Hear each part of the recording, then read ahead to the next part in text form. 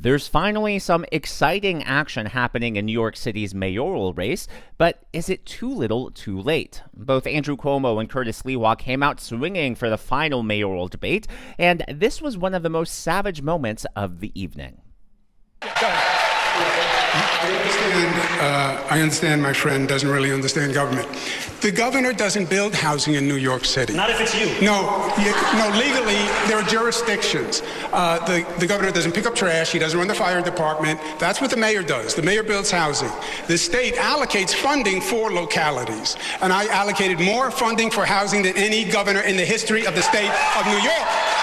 All right? I did things. You have never had a job. You've never accomplished anything. There's no reason to believe you have any merit or qualification for 8.5 million lives. You don't know how to run a government. You don't know how to handle an emergency. And you've literally never proposed a bill on anything that you're not talking about in your campaign. You had the worst attendance record in the assembly, and you gave yourselves the highest raise in the United States of America. You went from $110,000 to $140,000, and then you never showed up for work, and you missed 80% of the votes. Shame on you. Shame on you. Talk about a total mic drop moment, and I love that all transpired because Zohran Mamdani was trying to shame Cuomo for his inaction, and instead we got a civics lesson and a brutal butt kicking right there. I mean, that was just a masterclass in how to really turn the tables around in less than a minute. Where was this energy the entire campaign? I never thought that I would say that I was rooting for a Cuomo. I never imagined a situation where those words would come out of my mouth. But I guess, when your opponent is a socialist, a communist, someone like Zohran Mamdani, an extremist in every sense of the word, heck yeah, I'm going to root for a Cuomo. Of course, I would prefer it would be Sliwa who's going to win, but honestly, just looking at the polling, it's not looking likely. You got to root for the most likely alternative here, and to me, that clearly is Cuomo, and I'm glad that finally happened, that they're finally realizing what's at stake, and they're fighting as if that's actually what's at stake. But the most savage moment from Cuomo's campaign didn't actually happen on the debate stage. It happened here online in the digital world. They created an entire ad made out of AI. It got posted, and then they ended up taking it offline because of all the backlash. Well, according to The Wrap, which is one of the major Hollywood trades, Cuomo attacked for AI-made Mamdani ad with racist imagery of pimp, drunk, and wife beater. Cuomo spokesperson Rich Azzopardi said the since-deleted video was a draft proposal that was neither finished nor approved. Now, I've seen this ad, and I'm about to show you this ad. I don't think there's anything racist in it or about it. Now, I know there's a lot of talk, obviously, about AI and whether or not we should be using that and how AI can lead to a rise and a spread of mis and disinformation, but I don't think that's what's happening in this ad at all, and I actually have a really nuanced take in regards to the use of AI for this ad. So let's watch this first, then we'll revisit on the other side. Zohran Mamdani's opponents want you to believe he's an inexperienced radical whose policies will make New York City more dangerous. But what do his actual supporters think? Mamdani isn't crazy. He's just trying to even the playing field. Give everyone a fair shot. Sure, he said multiple times we need to defund the police, but that was just a metaphor. And yes, he did say crime is a social construct. But that was also a metaphor. His main backer, the Democratic Socialists' ideas are common sense, such as Decriminalizing misdemeanors, like shoplifting. third-degree assault, Trespassing. Prostitution. And drunk driving. With plans to decriminalize all drugs, Mamdani will be a job creator for drug dealers. Instead of helping us homeless get off the streets and into the mental health facilities we need, he wants to give us safe injection sites to do crack and let us sleep in subway carts. These are actual policies Mamdani and the DSA want to implement on day one. When a woman's being domestically abused, she finally won't have to deal with some pesky cop to arrest the abuser, but now a social worker to help, kumbaya the situation. Breathe in, breathe out. Mamdani is finally lowering jail sentences. guilty! But Mamdani says you're free to go. Who cares if legalizing prostitution statistically leads to an increase for sex trafficking of women and young girls by 70%? You can't have safety without equality. for unlawful abiding citizens like us. Globalize the intifada. I'm a criminal. I'm a criminal. I'm a criminal. I'm a criminal. Yep. I'm a criminal. For Zohran. For Zohran Mamdani.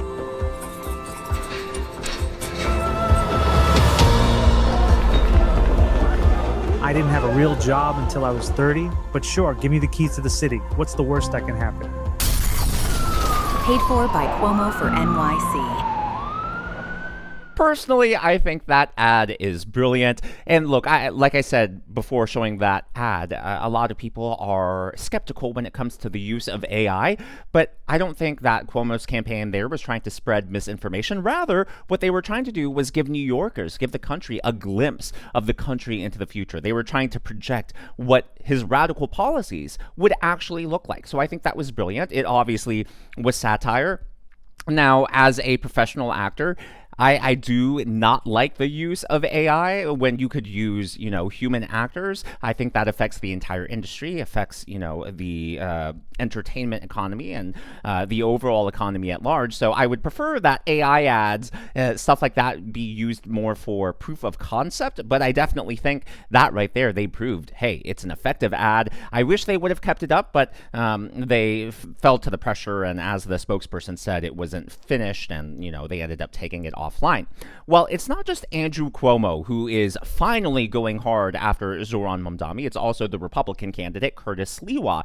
And on stage, most of the debate last night, it was Zohran attempting to dunk on his two opponents, but instead, in the past debates and on the campaign trail, he would dunk on them and they sort of, I don't know, they never really fought back. But this time, both candidates, they turned the tables on him, and anytime he tried to attack them, they just came back twice as hard. This is one of those moments when they're talking about bus fares in the city. Sure, first off, Zohran, I get a good belly laugh. Zohran, bro. Oh, all right, I'll keep practicing. I got you. I get a good belly laugh every time I hear you say free fare in the subways. Half the people don't pay anyway. How about fair enforcement? I'm the only one who says we have all kinds of fare programs for the indigent and the poor. But if you don't pay your fare, there needs to be enforcement. And by the way, I've taken the subway almost every day of my life since I was 5. The worst time was the summer of 2017, the summer of hell, Andrew Cuomo, right, when Curtis. you were running the subway system as the head of the MTA. I don't trust you with anything to do with mass transit. How would you make it better? Oh, very simply. Everybody pays their fare, enforcement, more cops in the subway system. And by the way, we can get more people to voluntarily actually sponsor their subway system stations, clean it up and beautify them and add some life so the community has input into the subway that they have to go through the sleaze and slime all the time.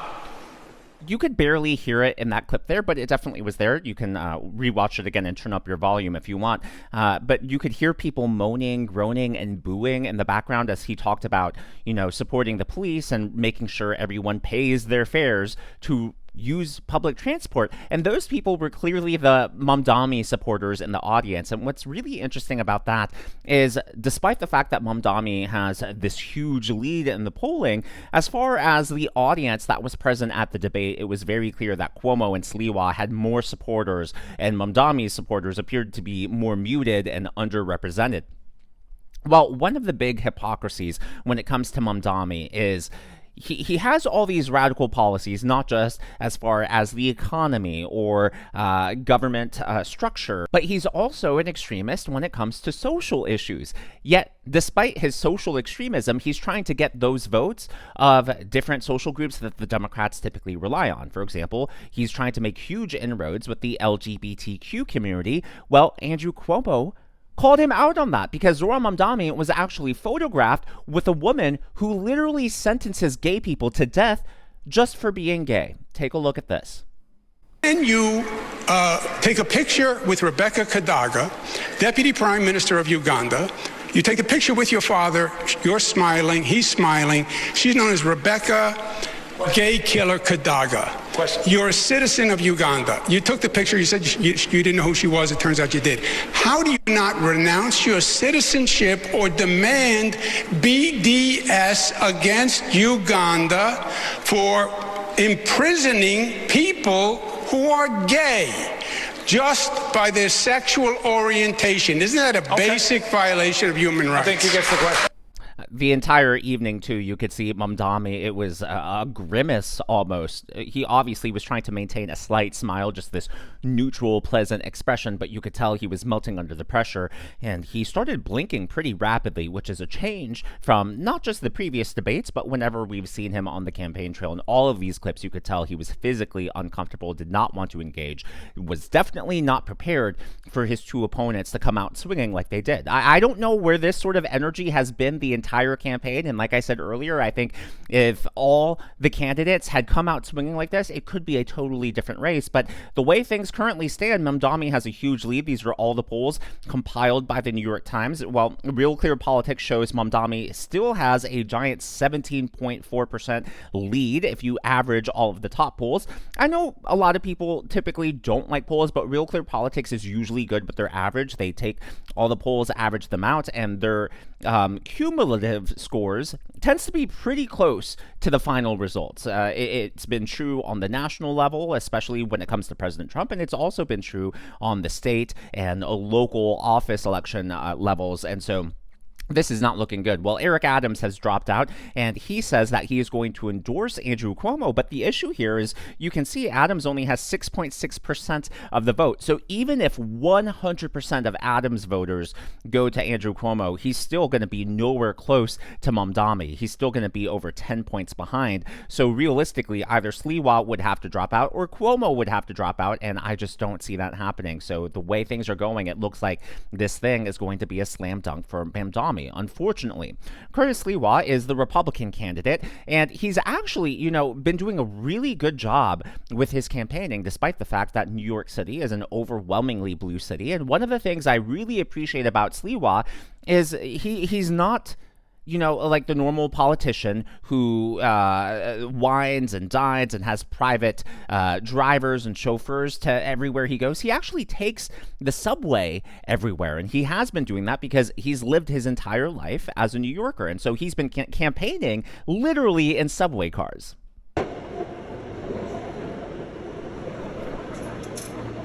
Another day in the subways. That's been my campaign every day.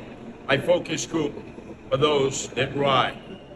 Regardless of their opinion, they've given me great prep for this debate tonight. And I want you all to be watching 7 o'clock on Spectrum's New York 1. And be there and know that I'm fighting for you, the working class people of New York. Not the billionaires, not the influencers, not the insiders. You, the people.